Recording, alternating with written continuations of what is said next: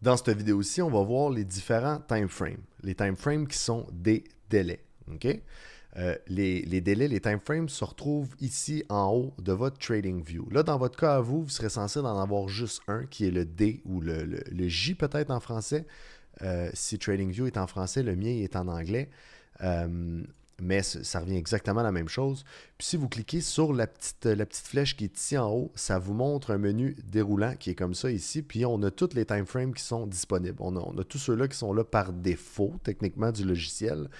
Ensuite de ça, en dessous, si on veut, on peut en rajouter qui sont personnalisés en utilisant cette option-là ici. Puis on a aussi la section qui est range qu'on n'utilisera pas. C'est très, très, très, très rare que je vais utiliser ça ici, pratiquement jamais en fait. Je vais utiliser seulement ceux-là qui sont par rapport au temps. OK? Si vous remarquez, à côté de chaque time frame, il y a une petite étoile ici qu'on peut appuyer, qu'on peut ajouter sur les favoris qui vont se retrouver dans le menu en haut ici.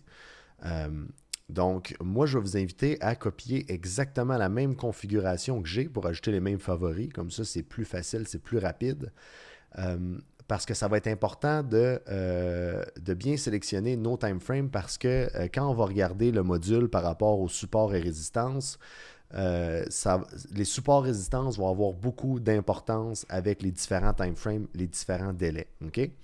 Donc, dans ma configuration, moi, ce que j'ai de configuré ici, c'est le 1 mois. On a ici le 1 semaine, ici le 1 jour, le 12 heures, le 4 heures, le 1 heure, le 30 minutes, le 15 minutes, le 5 minutes, 3 minutes et 1 minute. De cette façon-là, quand on les ajoute ici dans la barre de favoris, comme là présentement, on voit que je suis sur le monthly. Donc, chaque chandelle qu'on voit ici représente un mois. Si je clique ici sur le weekly par semaine, on voit que chaque chandelle ici du chart représente une semaine.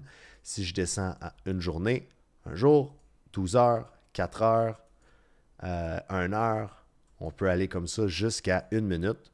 Puis si on voit ici, je vais agrandir le chart un petit peu. Comme là, on voit ici la chandelle réagir super rapidement parce qu'on est sur le 1 minute. On est très, très, très, très, très, très, très précis. Donc, c'est avec ces différents time frames-là qu'on va jouer pour faire nos analyses du chart, puis pour identifier certains niveaux de support et résistance qu'on va voir dans les prochains modules. Donc, ça, c'est la configuration à avoir par défaut pour suivre, pour bien comprendre la formation. Donc, on passe aux prochaines vidéos.